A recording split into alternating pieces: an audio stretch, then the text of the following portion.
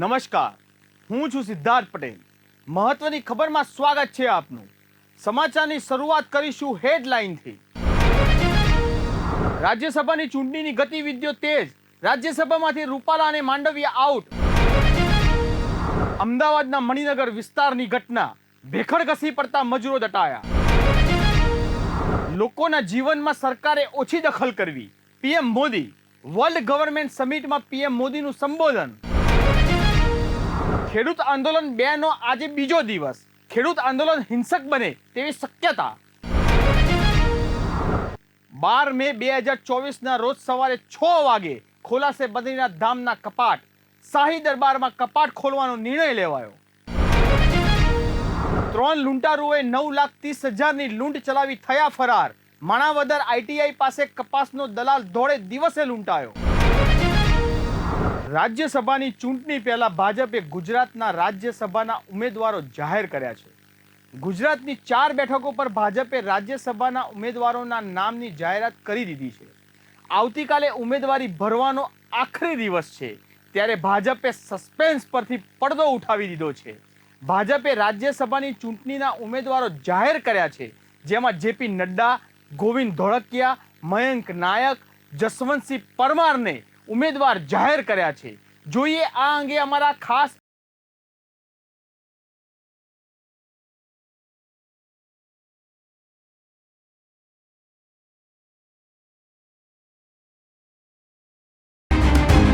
ભાજપે ગુજરાતના રાજ્યસભાના ઉમેદવાર જાહેર કર્યા છે, જેમાં ભાજપના રાષ્ટ્રીય પ્રદેશ અધ્યક્ષ જેપી નડ્ડા ગુજરાતથી રાજ્યસભાના ઉમેદવાર જાહેર થયા છે. તે સાથે સાથે ભાજપ ઓબીસી મોરચાના મયંક નાયક, જશવંતસિંહ પરમાર અને સુરતના હીરા ઉદ્યોગપતિ ગોવિંદ ધોળકિયાના નામની જાહેરાત કરી દીધી છે. ભાજપે ફરી એકવાર 4 નવા ચહેરા ઉતાર્યા છે અને ભાજપે કોઈ ઉમેદવારને રિપીટ કર્યા નથી. આ વર્ષે મનસુખ માંડવિયા, પુરુષોત્તમ રૂપાલા રાજ્યસભામાં નહીં જાય. રાષ્ટ્રીય પ્રમુખ જેપી નડ્ડા ગુજરાતથી રાજ્યસભામાં જશે. બીજી તરફ લેઉવા પટેલ સમાજના લીડર અને સુરતના ઉદ્યોગપતિ ગોવિંદભાઈ ધોળકિયા પણ રાજ્યસભાના સાંસદ બનશે. રાજ્યસભાના ઉમેદવાર મયંક નાયક ભાજપના ઓબીસી સેલના અધ્યક્ષ છે અને અત્યારે મયંક નાયક ગાંધીનગર લોકસભા બેઠકના પ્રભારી છે. તેમજ મયંક નાયક પાટણ જિલ્લાના પ્રભારી રહી ચૂક્યા છે. મયંક નાયક ભારતીય જનતા પાર્ટીના પાયાના કાર્યકર્તાઓમાંના એક છે. રાજ્યસભાના ઉમેદવાર ગોવિંદ ધોળકિયા ભાજપે જાહેર કરેલા રાજ્યસભાના ઉમેદવાર ગોવિંદ ધોળકિયા ડાયમંડ વેપારી છે, જ્યારે ગોવિંદ ધોળકિયાએ રામ મંદિરમાં મોટું દાન આપ્યું હતું અને સામાજિક કાર્યો સાથે પણ સંકળાયેલા છે. ભાજપે ગોવિંદ ધોળકિયાને રિટર્ન ગિફ્ટ આપી છે. દુધાળા ગામમાં 7 નવેમ્બર 1947ના રોજ જન્મ. હીરાના પ્રતિષ્ઠિત કારોબારી નોકરી છોડીને હીરાનો વ્યવસાય શરૂ કર્યો હતો. વેપાર કરવા માટે 410 રૂપિયા ઉધાર લીધા હતા. હાલ 4,800 કરોડની નેટવર્થ. કાકા તરીકે ઓળખાય છે ગોવિંદ ધોળકિયા. 1964માં સુરતમાં કારકિર્દીની શરૂઆત કરી. શરૂઆતમાં હીરા કાપવાનું, પોલિશિંગનું કામ કરતા.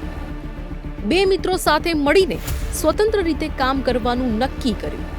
શ્રી રામકૃષ્ણ એક્સપોર્ટ કંપની બનાવી. રફ હીરાના વેપારી હીરાભાઈ વાડીવાલા સાથે વેપાર શરૂ કર્યો.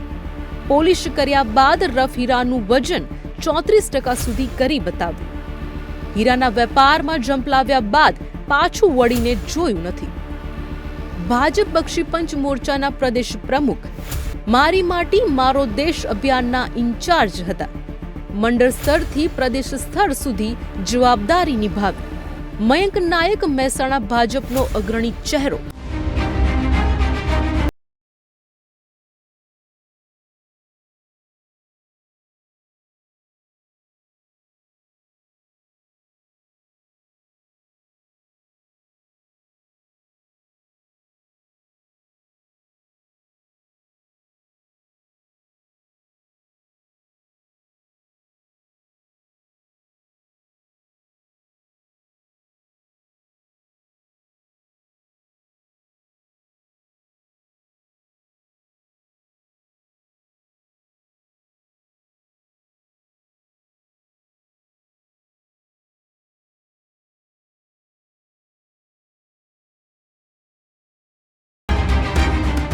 અમદાવાદમાં મણિનગર વિસ્તારમાં સ્વામિનારાયણ કોલોનીમાં નવી બનતી કન્સ્ટ્રક્શન સાઇટ પર ભેખડ ઘસી પડતા 4 લોકો દટાયા હતા.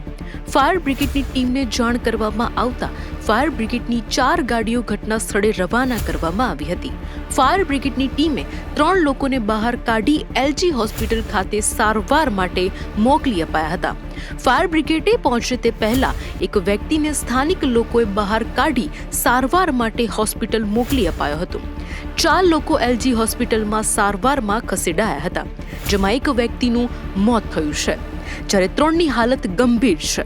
મણિનગર સ્વામિનારાયણ કોલોનીમાં શ્રીજી એલિગન્સ નામની કન્સ્ટ્રક્શન સાઇટ પર શ્રીજી ઇન્ફા દ્વારા સ્કીમનું બાંધકામ ચાલતું હતું. બપોરે 11:30 આસપાસ મજૂરો કામ કરતા હતા ત્યારે ભેખડ ઘસી પડી હતી, જેમાં કુલ 4 લોકો હતા. આસપાસના સ્થાનિક લોકો તાત્કાલિક દોડી ગયા હતા અને ફાયર બ્રિગેડની જાણ કરી હતી, જેમાં એક વ્યક્તિને સ્થાનિક લોકોએ તાત્કાલિક ધોરણે બહાર કાઢી લીધો હતો, જ્યારે શાંતિબેન, પાયલબેન અને ચિરાગ નામના 3 મજૂરોને ફાયર બ્રિગેડની ટીમ દ્વારા બહાર કાઢી સારવાર માટે એલજી હોસ્પિટલ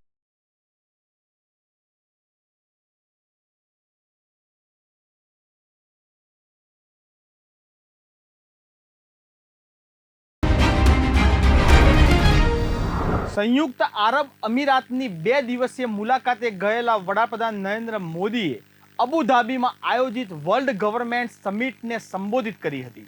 સમિટમાં પીએમ મોદીના સંબોધન પહેલા દુબઈના બુર્જ ખલીફાને તિરંગાની રોશનીથી શણગારવામાં આવ્યું હતું. ભારતના સન્માનમાં દુનિયાની સૌથી ઊંચી ઇમારત પર guest of honour Republic of India લખવામાં આવ્યું હતું. પીએમ મોદીએ પોતાના સંબોધનમાં શું કહ્યું, જુઓ અમારા ખાસ અહેવાલ.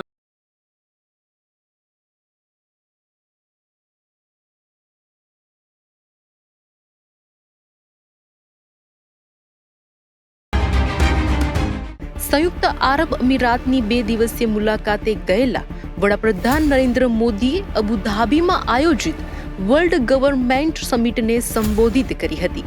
પોતાના સંબોધનમાં તેમણે યુએઈની પ્રશંસા કરી અને ઉષ્માભર્યા સ્વાગત માટે તેમનો આભાર માન્યો હતો. निमंत्रण और गर्मजोशी से भरे स्वागत के लिए बहुत बहुत आभारी हूं. मैं अपने brother his highness Sheikh Mohammed bin Zayed का भी आभार व्यक्त करता हूं. हाल के दिनों में मुझे उनसे कई बार मिलने का मौका मिला है. वो सिर्फ लीडर ऑफ विजन ही नहीं है, बल्कि लीडर ऑफ रिजॉल्व और लीडर ऑफ कमिटमेंट भी है. મોદીએ કહ્યું, વિકાસશીલ વિશ્વની ચિંતાઓને દૂર કરતી વખતે આપણે ગ્લોબલ સાઉથને પ્રાથમિકતા આપવી પડશે. તેમનો અવાજ સાંભળવો જરૂરી છે. આપણે જરૂરિયાતમંદ દેશોને મદદ કરવી પડશે. આપણે આપણા દેશની સાર્વભૌમત જાળવી રાખીને આંતરરાષ્ટ્રીય કાયદાઓનું પાલન કરવું પડશે. એઆઈ, ક્રિપ્ટોકરન્સી, સાયબર ક્રાઇમના પડકારોનો સામનો કરવા માટે આપણે વૈશ્વિક પ્રોટોટાઇપ બનાવવા પડશે. આ દરમિયાન પીએમ મોદીએ કહ્યું કે આજે આપણે 21મી સદીમાં છીએ. એક તરફ દુનિયા આધુનિકતા તરફ આગળ વધી રહી છે, તો બીજી તરફ છેલ્લી સદીથી ચાલી રહેલા પડકારો પણ એટલા જ વ્યાપક બની રહ્યા છે.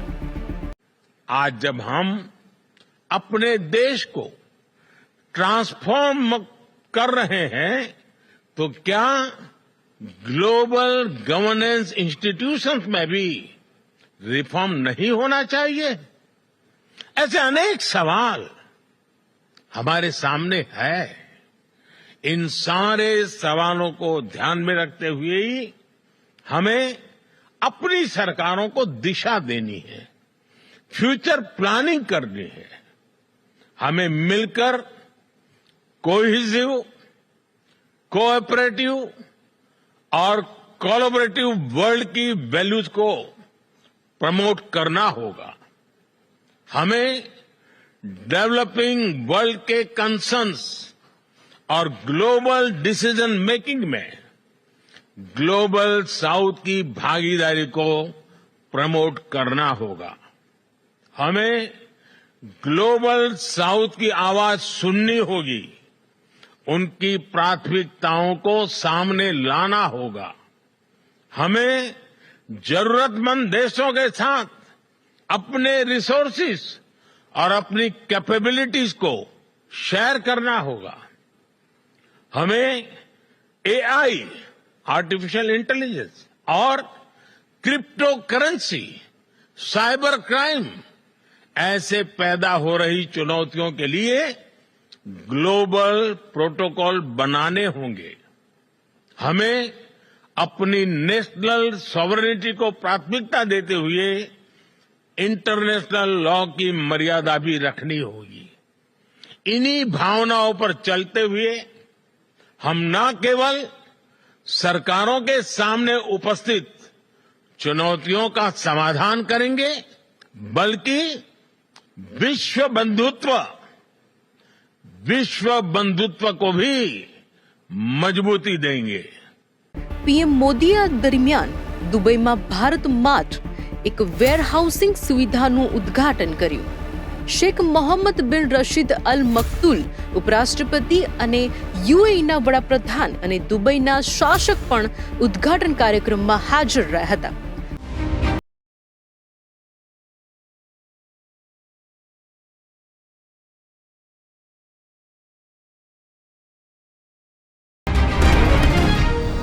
પોતાની માંગોને લઈને મંગળવારે પંજાબથી દિલ્હીની બાજુ કૂચ કરી રહેલા ખેડૂતોનું આંદોલન હિંસક રૂપ લેતું જોવા મળી રહ્યું છે.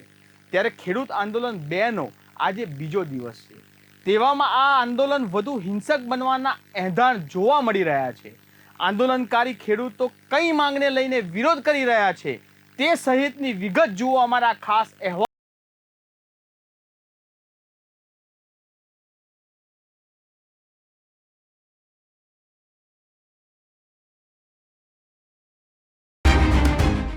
ખેડૂતોની દિલ્હી ચલો કૂચનો આજે બીજો દિવસ છે. વિરોધ કરી રહેલા ખેડૂતો પંજાબથી હરિયાણા શંભુ બોર્ડર પર ટ્રેક્ટર ટ્રોલી સાથે ઊભા રહી ગયા છે. ખેડૂતો આખી રાત સરહદ પર રહ્યા હતા. રાત્રે ખેડૂતોને વિખેરવા માટે ટીયર ગેસના શેલ પણ છોડવામાં આવ્યા હતા. સંયુક્ત કિસાન મોરચાના નેતા જગજીતસિંહ દલ્લેવાલે જણાવ્યું હતું કે અમે અમારી માંગણીઓ મનાવવા માટે દિલ્હી ચલોનો નારો નથી આપ્યો. અમે સરકાર પાસેથી ફક્ત એક જ માંગણી કરી રહ્યા છીએ કે ખેડૂત આંદોલન પાછું ખેંચતા સમયે સરકારે અમને જે વચન આપ્યું હતું તેને નિભાવે. સરકારે એ સમયે ન્યૂનતમ સમર્થન મૂલ્યની ગેરંટીનું વચન આપ્યું હતું. આ સાથે જ તેમણે કહ્યું હતું ખેડૂતો સામે જે કેસ કરવામાં આવ્યા છે તે પાછા ખેંચી લેવામાં આવશે. લખીમપુર ખીરીની ઘટનામાં મરનાર લોકોના પરિવારોને નોકરી અને ઘાયલોને 10-10 લાખ રૂપિયા આપવામાં આવશે એવું પણ વચન આપવામાં આવ્યું હતું. બીજી બાજુ ખેડૂતોની દિલ્હી ચલો કૂચને ધ્યાનમાં રાખીને ટીકરી સિંધુ અને શંભુની સરહદો સંપૂર્ણ રીતે સીલ કરી દેવામાં આવી છે, જેથી ખેડૂતો તેમના ટ્રેક્ટર અને ટ્રોલીઓ સાથે રાજધાનીમાં પ્રવેશી શકે નહીં. યુપી સાથેની ચિલ્લા ગાઝીપુર બોર્ડર પણ સીલ કરી દેવામાં આવી છે. દિલ્હી પોલીસ દ્વારા એન્ટ્રી એક્ઝિટ પોઈન્ટ પર બેરિકેડ્સ, લોખંડની ખીલ્લીઓ અને કોન્ક્રીટ બેરિકેડ્સ લગાવવામાં આવ્યા છે. હરિયાણા પોલીસનું કહેવું છે ખેડૂતોને કોઈ પણ સંજોગોમાં રાજ્યમાં પ્રવેશ આપવામાં આવશે નહીં. આ દરમિયાન દિલ્હી એનસીઆરમાં ખેડૂતોને રોકવા માટે નક્કર વ્યવસ્થા કરવામાં આવી છે. જેમ જેમ દિલ્હી પોલીસ વિરોધ કરી રહેલા ખેડૂતોને રાષ્ટ્રીય રાજધાનીમાં પ્રવેશતા રોકવાની તૈયારી કરી રહી છે, સિંધુ બોર્ડર, ટીકરી બોર્ડર અને ગાઝીપુર બોર્ડર પર મોટી સંખ્યામાં પોલીસ દળો તૈનાત છે. આ સરહદો પર સિમેન્ટ અને લોખંડનું બેરિકેડિંગ પણ કરવામાં આવ્યું છે. સ્વામીનાથન આયોગનો રિપોર્ટ લાગુ કરવા, એમએસપી પર ગેરંટી, લખીમપુર ખીરી ઘટના પર કડક કાર્યવાહી કરવા જેવી ઘણી માંગોને લઈને ખેડૂતો ફરી કેન્દ્ર સરકારની સામે પડ્યા છે. કેન્દ્ર સરકાર સાથે 2 વખત વાત કર્યા બાદ સંયુક્ત કિસાન મોરચા અને કિસાન શ્રમિક મોરચાએ મંગળવારે દિલ્હી કૂચની જાહેરાત કરી હતી. મંગળવારે પંજાબથી દિલ્હીની તરફ કૂચ કરી રહેલા ખેડૂતોનું આંદોલન હિંસક રૂપ બની રહ્યું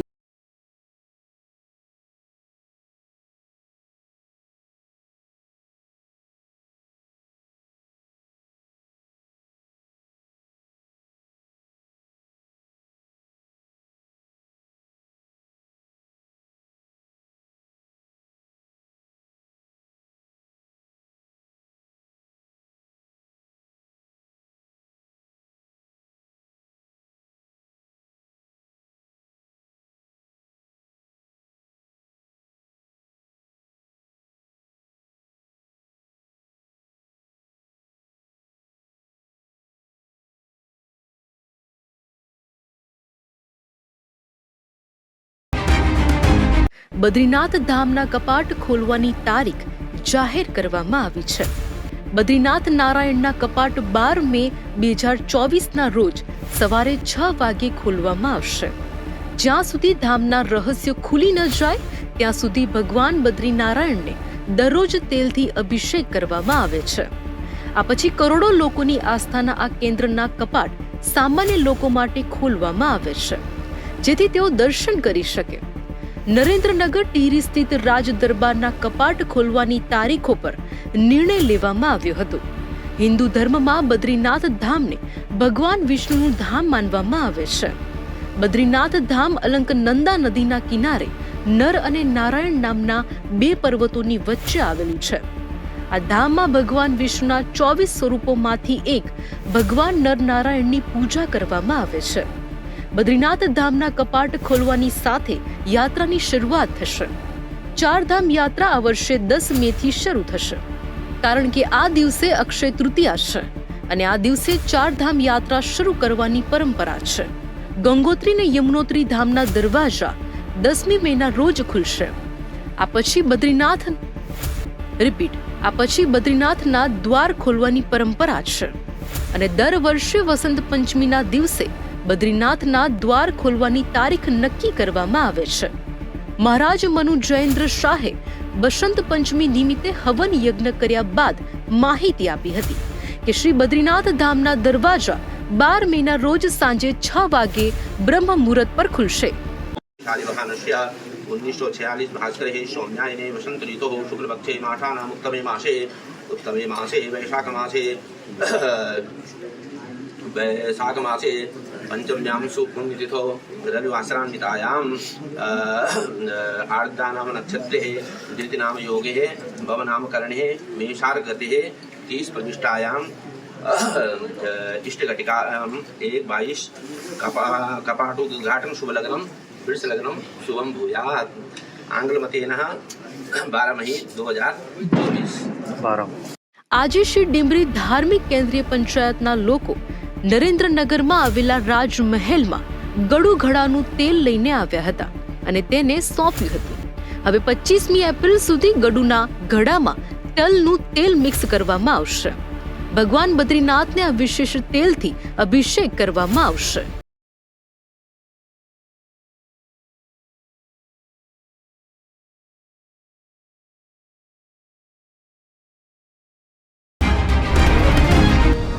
ધોળે દિવસે જૂનાગઢના માણાવદરમાં લૂંટની ઘટના બની હતી. ત્યારે આ ઘટનાથી સમગ્ર પંથકમાં હાહાકાર મચી ગયો છે. માણાવદર નગરપાલિકાના ભાજપના પૂર્વ સદસ્ય અને છેલ્લા ઘણા વર્ષોથી કપાસની દલાલી કરતા દિનેશભાઈ કાલરિયા કપાસના રૂપિયા ખેડૂતને આપવા જતા હતા. સણોસરા ગામે કાલરિયા ખેડૂતને કપાસનું પેમેન્ટ આપવા જતા હતા. તે સમયે અજાણ્યા ઈસમો દ્વારા લૂંટ ચલાવવામાં આવી હતી. ત્યારે આ મામલે 2 બુકી સામે પોલીસ ફરિયાદ નોંધાઈ છે. શું છે સમગ્ર મામલો, જોઈએ અમારા ખાસ અહેવાલ.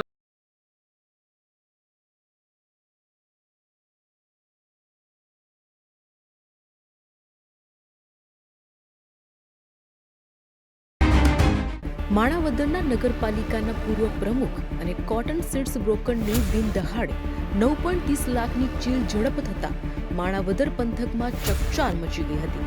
લૂંટની ઘટના બનતા કેશોદ ડીવાયએસપી સહિતના પોલીસ સ્ટાફે ઘટના સ્થળે પહોંચીને આરોપીની શોધખોળ કરવા ચક્રો ગતિમાન કર્યા હતા. મળતી માહિતી મુજબ માણાવદર નગરપાલિકાના પૂર્વ પ્રમુખ અને ભાજપના આગેવાન Dineshbhai Govindbhai Kalariya cotton seed broker તરીકે વ્યવસાય કરે છે. ત્યારે જેના કારણે અનેક મિલોમાં પૈસાની લેતી દેતી માટે જતા હોય છે. ત્યારે આજે સાંજના 5 વાગ્યાના અરસામાં પોતાના ઘરેથી 9.30 લાખ જેવી રકમ લઈને જૂનાગઢ રોડના ભાલેચોડા ડેમ પાસે આવેલ સનલાઇટ જીનિંગ ફેક્ટરીમાં આ પેમેન્ટ આપવા માટે જતા હતા. ત્યારે તે અરસામાં કોઈ 3 અજાણ્યા શખ્સો દિનેશભાઈ કાલરિયાને આઈટીઆઈ કોલેજ પાસે પોતાની ગાડી ઉપરથી પછાડીને ગાડીના હેન્ડલ પર રહેલ 9.30 લાખની રકમની ચીલ ઝડપ કરીને પલાયન થઈ ગયા હતા. કપાસિયાનું ઓલ્ડ સૌરાષ્ટ્ર 14 વર્ષથી એસોસિએશનનો પ્રમુખ છું ને હું ગિરિરાજ મનોજભાઈ ત્યાંથી પેમેન્ટ લઈ ને સનલાઇટ કોટેક્સમાં પેમેન્ટ દેવા જતો હતો. કુલ 14 લાખ 30,900 આશરે પેમેન્ટ હતું. આગલે દિવસે 5 ને આપ્યા હતા એટલે 5 હું દઈ આવ્યો. બાકીના મનોજભાઈ કે બીજે દિવસે તમે લઈ જજો, એટલે હું આજે લેવા ગયો. બીજે દિવસે એ લઈને જતો હતો તો ગૌશાળા પાસે એક ભાઈ ઊભો હતો જાંબુડાની ગાડી પાસે, અને બીજા મોટરસાઇકલ જુનાગઢ બાજુથી આવી ને એ ભાઈને મને ત્રણે પાડીને 9,30,000 રૂપિયા લૂંટીને જાંબુડાની ગાડીમાં વહી ગયા. પાડી દીધો મને, બરોબર. હું મોટરસાઇકલ નીચે દબાઈ ગયો ને એક બાપાએ આવીને મને ઊભો કર્યો. અત્યારે તમે ક્યાં છો? અત્યારે હોસ્પિટલમાં પગમાં લાગ્યું છે, કરોડરજ્જુમાં લાગ્યું છે, મને પડ્યો છે એટલે સારવાર માટે આવ્યો. કેટલું પેમેન્ટ હતું? પેમેન્ટ 9,30,000 આશરે. લૂંટારૂને આપ ઓળખો છો? લૂંટારૂને ઓળખું ને, પણ એક જણાએ કડું પહેર્યું હતું ને જે આમ આછું પાતળું હામાં આવે તો ઓળખી જાઉં. એ કઈ તરફથી આવતા હતા? એ બે જુનાગઢ તરફથી આવતા હતા અને એક જાંબુડાની ગાડી પાસે અહીંયા ઊભો હતો જે ભાઈ. એ ત્રણેય ગમે સિન્ડિકેટ હોય, અજાણ ભેદું હોય તો એ ખબર નથી, પણ ત્રણેય થઈને પાટલું મોટરસાઇકલ પાટલું માર્યું છે ધીમે પહેરી, એટલે હું પડી ગયો એટલે લઈ નીચે નીકળે ભાગી ગયો. બનાવના પગલે Keshod DYSP BC Thakkar, PSI DH વાળા સહિતના સ્થાનિક પોલીસ સ્ટાફ ઘટના સ્થળે પહોંચીને અજાણ્યા શખ્સોને ઝડપવા ચક્રો ગતિમાન કર્યા છે. ત્યારે ચીલ ઝડપથી ઘટના બનતા પોલીસ પર સીસીટીવીના ફૂટેજ મેળવીને સમગ્ર જિલ્લામાં ચેકિંગ હાથ ધર્યું છે. VO4 લૂંટની ઘટના મામલે 2 બુકી સામે ફરિયાદ દાખલ કરવામાં આવી છે, જેમાં કેશોદનો યુવક 1 કરોડ કરતા વધુની રકમ ક્રિકેટ સટ્ટામાં હારી ગયો હતો, જેમાં 80 લાખ ચૂકવ્યા છતાં 28 લાખની ઉઘરાણી બાકી હતી, જે ચૂકવવા માટે લૂંટની ઘટનાને અંજામ આપવામાં આવ્યો હોવાની વિગત સામે આવી છે. હાલ પોલીસે 2 બુકી સામે ફરિયાદ નોંધી તપાસને હાથ ધરી છે.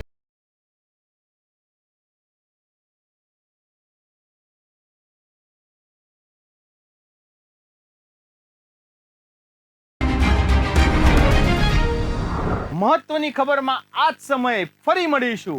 ત્યાં સુધી જોતા રહો બુલેટિન ઇન્ડિયા, ભરોસો ગુજરાતનો.